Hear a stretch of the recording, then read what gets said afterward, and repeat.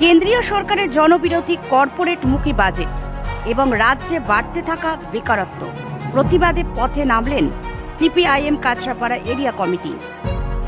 Bureau report, news 24 Bangla live.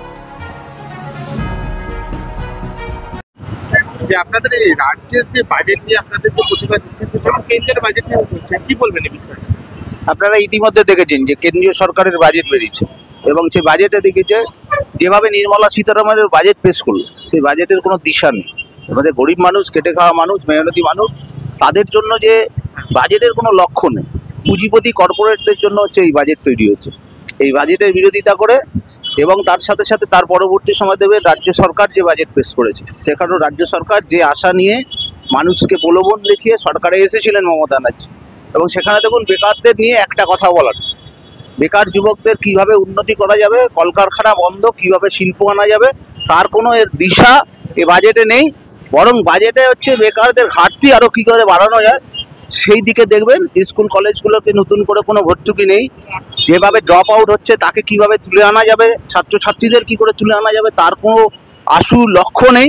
এই এক budget হচ্ছে বিভ্রান্তকর বাজেট, মানুষকে দেখানো হচ্ছে, কেন্দ্রীয় সরকারও দেখাচ্ছে যে বাজেটে এই ছাড় দেওয়া হয়েছে করে, তো এতে কাদের লাভ আছে? যে মানুষগুলো ন্যূনতম খাবার জন্য না, তাদের কাছে এই ছাড়ের আশা কোন কতটা শতাংশ মানুষ এই ছাড়ের ফেসিলিটি পাচ্ছে? কিন্তু দেখা যাচ্ছে বারংবার কিন্তু যে ঘাটাল মাস্টার প্ল্যানের কিন্তু তাদের কিন্তু বাজেটে করা হয়েছে যে টাকাটা দেওয়া, অনুদান দেওয়া।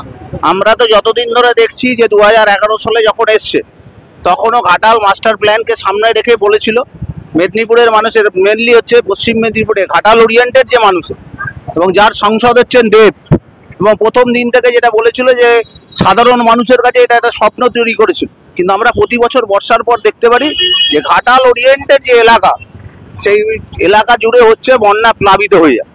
তো তার বিরুদ্ধে কোনো ঘটনাই দেখি না। প্রতি বছরই আমরা দেখতে পারি যে এরকম একটা প্ল্যান করা হয় এবং তার একটা বাজেট রাখা হয়, কিন্তু আশু যে লক্ষ্য, সেই লক্ষ্য যতক্ষণ প্ল্যানিং না থাকবে ততক্ষণ ঘাটাল মাস্টার প্ল্যানকে কখনোই সাকসেসফুলি করা যাবে না। অপরদিকে দেখা যাচ্ছে যে ভারতীয় নাগরিকদের কিন্তু যে আমেরিকা, তারা কিন্তু রিটার্ন পাঠিয়ে দিচ্ছে ভারতবর্ষে। এ তো ঘটনা, আমরা তো প্রতিদিন দেখছেন, আজকেও মনে হয় ফিরছে, অমৃতসরে মনে হয় আজকেও নামছে। প্রতিবাদ করেছে ওদের ওখানকার, আমাদের পাঞ্জাবের মুখ্যমন্ত্রী প্রতিবাদ করেছে। এখন সেখানে যা দেখা যাচ্ছে যে যেভাবে নির্মমভাবে নিয়ে আসা যাচ্ছে, বন্দি হিসেবে যেভাবে নিয়ে আসা হচ্ছে, তার বিরুদ্ধে আমাদের রাষ্ট্রনায়ক নরেন্দ্র মোদী কদিন আগেই আমেরিকায় ছিলেন। তিনি একটা লাইনও সেই প্রশ্নে ট্রাম্পের সাথে কোনো আলোচনা নয় বা কি কেন এরকমভাবে অপমানসূচকভাবে আমাদের লোকদেরকে ওই দেশে আমাদের যারা আছে নাগরিক তাদেরকে ফেরত পাঠানো হচ্ছে, তা নিয়ে একটা কথা বলা হয়। বেসিক জায়গা হচ্ছে কর্পোরেটদের সুবিধা করতে গিয়ে, আদানি আম্বানিদের সুবিধা করতে গিয়ে নরেন্দ্র মোদী হচ্ছে আমেরিকার কাছে দেউলিয়া হয়ে গেছে। দেউলিয়া রাজনীতির পরিকল্পনা হচ্ছে এইটা। না, বাংলা তো বরাবরেরই বঞ্চিতদের দলে আছে।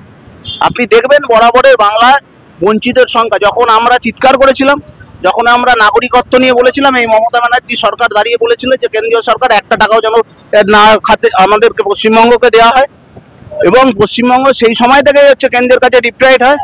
আজকের দিনে দাঁড়িয়েও তাই হচ্ছে।